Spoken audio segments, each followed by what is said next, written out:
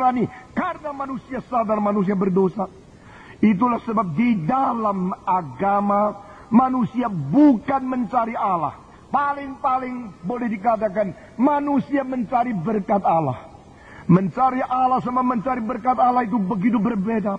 Saudara-saudara sekalian, jika engkau bawa satu bungkusan permen atau gula yang begitu manis, begitu baik, lalu engkau pulang, anakmu datang, "Papa, papa." Mulutnya ngomong papa, tapi matanya lihat permen. Lalu engkau mengatakan engkau cinta papa, nak? Cinta. Betul cinta papa? Cinta. Dia bilang aku cinta papa, tapi matanya terus lihat permen. Saudara-saudara, nah, engkau cinta papa, papa cinta kamu. Aku memberikan kepadamu satu bungkus permen ini. Nah, ambillah. Terima kasih papa. Setelah dengar terima kasih papa, orangnya langsung hilang. Yang dibawa itu seluruh bungkusan permen, dia pergi. Papa yang pulang, sini. Kamu cinta saya atau cinta permen? Dua-dua. Saudara-saudara, kalau begini engkau cinta papa, coba kasih papa permen. Loh, papa sudah kasihkan orang, kau ambil kembali dong. Mama bilang kalau sudah kasih orang barang, tidak boleh ambil kembali, nanti bisa timbilan.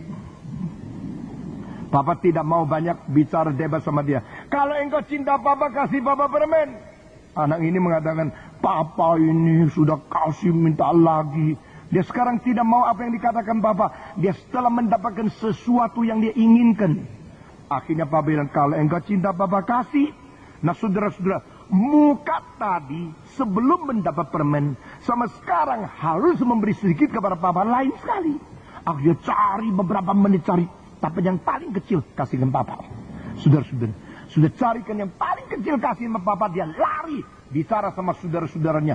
Engkau semua tidak cinta papa, saya yang cinta papa. Kenapa lu tahu lu paling cinta papa?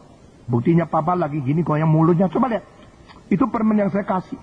Jadi dia bisa punya permen. Saya kasih, kamu kasih sih? Kamu tidak kasih. Nah ini manusia. Manusia terhadap Tuhan Allah adalah demikian. Kita datang kepada Tuhan, betulkah datang kepada Tuhan? Tidak. Kita datang kepada Tuhan karena kita mau cari anugerah Tuhan. Kita mencari pemeliharaan Tuhan. Kita mencari perlindungan Tuhan. Kita mau cari berkat Tuhan. Kita mau cari sesuatu supaya Tuhan mengisi apa yang saya inginkan. Saudara-saudara, agama Kristen melihat secara tuntas, ini bukan sesuatu yang sebenarnya harus dikerjakan oleh agama. Maka di dalam ayat-ayat yang kita baca mengatakan, tidak ada sesuatu pun unsur di dalam diri kita sehingga kita boleh datang diperkenan oleh Tuhan Allah. Saudara-saudara sekalian, jikalau kita memberikan sesuatu kepada Tuhan, jangan lupa Tuhan tidak memerlukan sesuatu dari kita dan tidak ada sesuatu dari kita. Jikalau ada, itu hanya untuk sesama manusia yang membutuhkan. Dan semua yang mungkin kita berikan, itu adalah berasal dari Tuhan Allah sendiri. Saudara-saudara sekalian, jikalau Tuhan memberikan sesuatu kepada kita, dia Tuhan. Bagaimana kalau satu hari Tuhan tidak memberikan sesuatu? Apakah dia tetap Tuhan di dalam hatimu? Tuhan begitu baik kepada kita, kita banget puji Tuhan. Jika pada suatu hari Tuhan memberikan segala kebajikan dengan corak yang berbeda, versi yang berlainan, apakah engkau tetap memanggil dia Tuhan yang baik? Saudara-saudara sekalian, di sini kita melihat dua istilah yang dipakai. Satu yaitu dipilih, yang kedua ditentukan. Istilah dipilih, chosen, election, elected. Kita dipilih oleh Tuhan, dan yang lain adalah predestinated. Istilah ditentukan ini ditetapkan sebelumnya, artinya predestinated, kita ditetapkan sebelumnya. Jadi sebelum ada dunia, sebelum ada waktu, sebelum ada dirimu, sebelum adanya engkau dilahirkan, sebelum engkau berbuat apapun yang baik, sebelum engkau bergagasan apapun di dalam agama, sebelum dunia diciptakan, sudah ada penentuan dari Tuhan. Sebelum adanya engkau, sudah ada pilihan dari Tuhan. Sebelum alam semesta berada, sudah rencana dari Tuhan. Predestinated. Ini adalah satu istilah yang sekali lagi memberikan ingatan kepada kita. Allah kita adalah Allah yang kekal. Semua, 1, 2, 3. Allah kita ada Allah yang kekal. engkau percaya kepada Kuan Kong, kepada Kong Beng, engkau percaya kepada siapa saja, engkau sedang percaya kepada sesuatu yang tidak kekal. Dia adalah seorang yang pernah hidup sebentar di dalam sejarah, lalu dia mati. Saudara-saudara, tapi kita bukan percaya kepada makhluk-makhluk ciptaan. Kita bukan percaya kepada orang-orang hebat yang pernah muncul di dalam sejarah. Kita percaya kepada Allah kekal, Allah pencipta waktu dan ruang, Allah pencipta sejarah, Allah pencipta segala sesuatu yang berada di dalam sejarah. Saudara-saudara sekalian, Allah yang kekal. Bukan saja kita diingatkan tentang Allah kita, Allah yang kekal. Allah kita adalah Allah yang berdaulat. Saudara-saudara, the eternal God, the sovereign God. Allah mempunyai sovereignty. Allah mempunyai kedaulatan pada diri sendiri.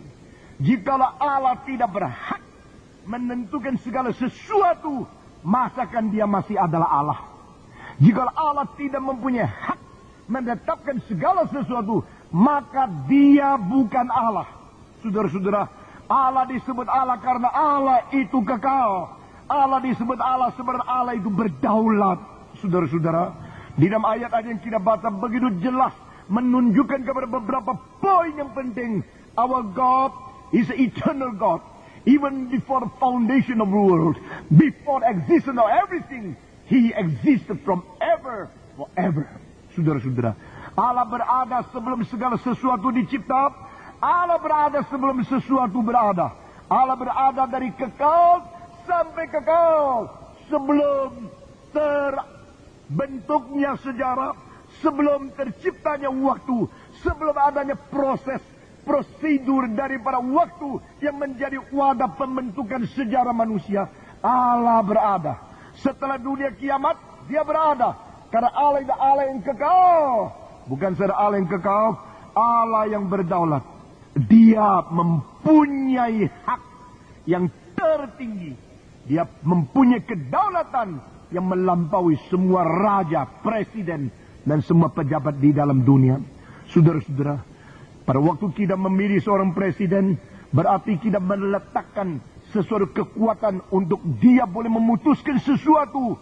Nah, saudara-saudara, presiden ada yang dipilih oleh Kongres, ada yang dipilih langsung oleh rakyatnya. Rakyat memberikan hak kepada seseorang yang dianggap cukup sanggup dan bisa memerintah. Itu adalah rakyat. Demokrasi memilih presidennya. Sesudah itu presiden mempunyai hak untuk memberikan sesuatu pengaturan kepada rakyatnya. Ini adalah yang disebut from the people and for the people. Saudara-saudara, dari rakyat dan untuk rakyat. Nah, ini sudah dipelopori 250 tahun yang lalu di Eropa, lalu menjadi satu dasar yang berada di Amerika dan diadopsi oleh Sun Yat-sen di Tiongkok dan juga di banyak negara di Asia. Saudara-saudara, tetapi di sini kita melihat semacam putaran yang tidak terlalu tuntas, yang tidak kita lihat, yaitu rakyat presiden dari mana? Dari rakyat. Rakyat punya kuasa apa? Akan diperintah oleh presiden. Jadi presiden dapat kuasa dari rakyat. Lalu presiden mempunyai kuasa untuk menguasai rakyat. Di dalam kekristenan kita lihat bukan demikian. Allah tidak mendapatkan mandat dari rakyat. Allah adalah mempunyai kuasa pada diri sendiri. Dia ada self-sufficient, self-eternal, self-existing, and self-being.